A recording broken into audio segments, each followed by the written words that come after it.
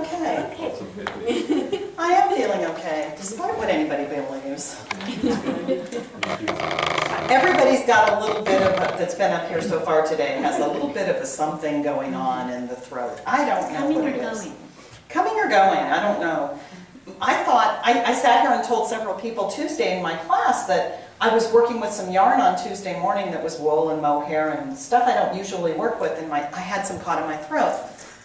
It never went away. So, I don't know what it is. I think I'm just releasing some stuff, but I feel great. That's it. I feel good. What happened to our snow? What happened to our snow? Does anybody remember the weather telling us we had a severe winter weather warning for Thursday and Friday and, you know, supposed temperature. Yeah, we got cold, but what'd you get, like a little dusting of snow? Yeah, That was about it, hail? There was a guy in an airport, and he found a cell phone sitting on a chair, and he'd been talking to the man across from him, and he already knew he was a meteorologist, so he picked up the phone and said, "I'm sorry, sir, but you left your phone over here." And he says, "How do you think that's mine?" And he says, "Well, it has to be. It says 20 missed calls."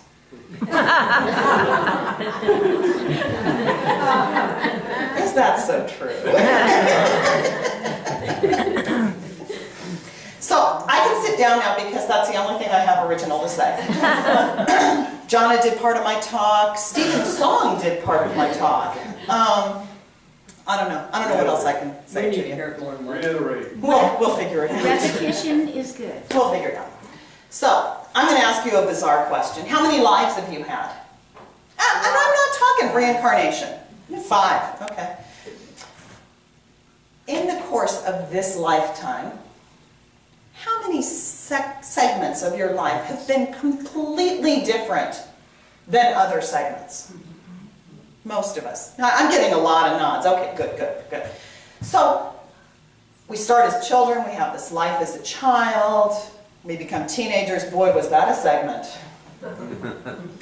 Young adulthood, having children, serious work careers. I mean, it goes on, and we can actually see timelines of, maybe there's not a minute it shifted, but maybe there's a year that things shifted. And we went into another lifetime. And being January and looking at where we are and where we're going, I thought, well, what do you want the next one to look like? What do you want the next segment of your life to look like? I think Maggie's going to take my husband, but I just realized she scooted over it. It's okay. I can share.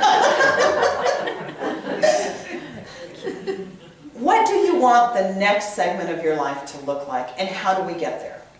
So, let's look at some things. I have this quote. Several of us, I don't know how many there are, but I know there's half a dozen or so of us, are playing around with A Course in Miracles again. And kind of all sort of drifted into this around similar times. So there's a quote from A Course in Miracles, which I shifted like 2 words. "Our life experience is not here to teach us the meaning of love, for that is beyond what can be taught. It is here to assist us in removing the blocks to the awareness of love's presence." Wow, that's beautiful. Isn't that cool? So what are the blocks to love's presence in our life? Anybody? What's a block? I want. I want. Guilt. Fear. Fear. Likes and dislikes. Likes and dislikes. Last week, fear came up. Last week, Joe and Patty did a song, and there was a line in it. I was writing things last week like crazy. I didn't even have anything to write on, and I found something in my purse and started scribbling. "Fear is a friend that's misunderstood," was a line in the song, right, Patty? Fear is a friend that's misunderstood. We push away fear. But what is it there for? If it's a friend that's misunderstood, we can learn from our fear. We can learn to move beyond it. We can learn to release it. We can learn where our limitations are. It's one of the blocks that's keeping love from us. I want. That's another really good one. Wanting, wanting, wanting. It's another fear. It's a fear of not having enough. It's a fear of there isn't enough. It's a fear of if I don't get it, something is missing in my life. And is that the truth about us? That's blocking love. Likes and dislikes. Oh my goodness, Stephen, that one's huge. I like this, I don't like that. It's judgment. Judgment is huge in our lives. That's what Jonna was talking about. Jonna was talking about judgment to ourselves and judgment of others. We're going to get into some of this. Guilt. Guilt is huge. What is guilt? Anger turned inward. Anger turned inward.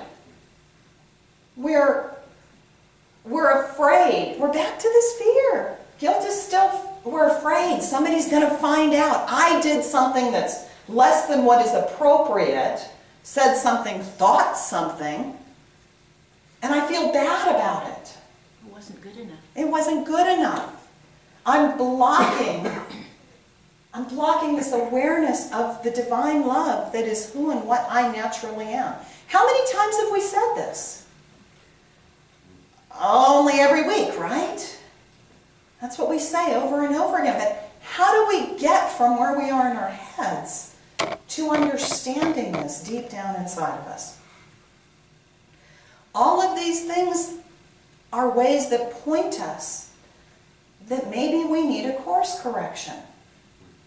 Not in what we're doing, not in lack of acceptance. Thank you for doing all of that part for me, Jonna. It's not about beating myself up. It's about asking myself, if I know that what I'm thinking, what I'm believing, what I'm feeling is creating my experience, and I'm not really all that happy with all of the experience, what needs to shift? The answer is it's all inside. It's letting go of these blocks to the awareness of the presence of love all around us. Allow these icky kind of things to become your course corrections. So what are our friends? What helps us? What do we like? We know what we don't like. We don't like fear. We don't like guilt. We don't like any of that. We like love. We like love. Joy. Joy. Peace. Peace. Happiness. Happiness. Health. Health. Harmony. Harmony. Awareness. Approval. Approval. We like all these things. We know this is the natural state of our being. All these things that were mentioned, these are the truth of your being. They are the core of who and what you are. They're the attributes of God. We say this is God. God is love. God is peace. God is joy. But so are we. If we would just open our hearts and our minds and be that. But how do we do it? We say we're going to do it. We try all the time. But things stop us. I have 4 statements that were in one of the lessons that I was doing this week. I've picked up another book and I'm playing with these spiritual thoughts. And this one got kind of tough. And I've already talked to some people here this morning, so I know there's going to be some tough things here. These are 4 tough statements from A Course in Miracles. Number 1, I am responsible for what I see. See or say? See. I am responsible for what I see. Joanne talked last week about choice versus cause and effect, but it's all one. We make the choice what we see, what we judge, and that creates the cause and effect. It's all part of the same thing. The choice becomes the cause and effect. If I'm busy seeing what's wrong with the world, what's wrong with you, what's wrong with the government, what's wrong with, we can go on forever. Do we have a list of wrongs? Yeah. It's not the way we want it, is it? No. And what is that doing to us? What is it doing to our physical bodies? Health was one of the things that came up as a yummy. What is all this angst doing to our physical bodies? into our friendships. Anybody been in an argument with someone over something political? Not recently. Not recently. Me either. I just don't play anymore. But have you done it before? Yeah. Huh. And what does it do to that relationship? We're taking what we say we want and we're stomping on it. We're choosing to stomp on what we say we want to experience. So we need to take responsibility, truly, for what we see. And if we want to see love, we need to practice seeing love. You know, if we want to see approval, Bobby mentioned approval, damn, you better be given approval. That's the way it works. It works by giving it. It works by forgiving. It works by, we've been taught this. We've been taught this since we were little kids. Give what you want to receive. It's the same lesson. It's the same thing. It's just we're growing up and taking it to deeper and deeper and deeper levels. Do I want to see fear on the road when somebody cuts me off? Or do I want to look at the situation? I talked about this in class on Tuesday. They're all giggling back there. Do I want to take this fear of someone stopped in the middle of the road and I had to step on the brakes pretty hard? It wasn't an emergency stop. I still got mad. But that's fear.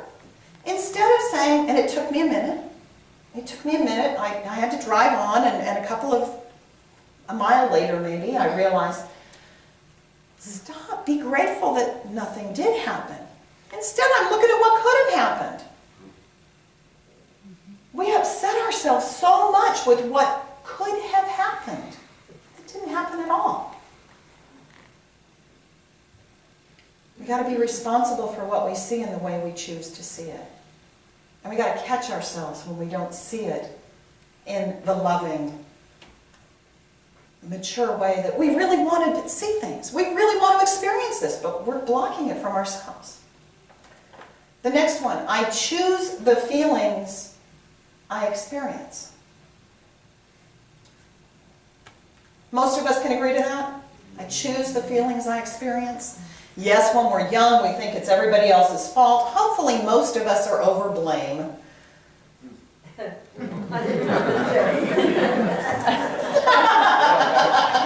Hopefully, do we have moments?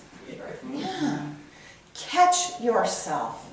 We know it's not real. We know the feelings are our responsibility. We know it's our own crazy thinking that is making us feel whatever we're feeling. It's not anything outside of us. Where is the feeling? It's not out there. It's in here. This is all inside work, guys. That's all this is. I decide upon the good I would achieve. John, I kind of talked about this a little bit. You know, we'll say, oh, I want to experience this, and I want to experience that, and I want to do this or want to do that. But somewhere down inside of us, there's still that voice saying, you don't deserve it. You weren't good enough. We need to attack. I shouldn't say attack. But in a way, it's kind of like that. We need to consciously go after this belief system deep inside of us that isn't serving us. And again, the way to do it is not by force. The way to do it is by love. Love that thought. Love what's happening, no matter what it is. Release the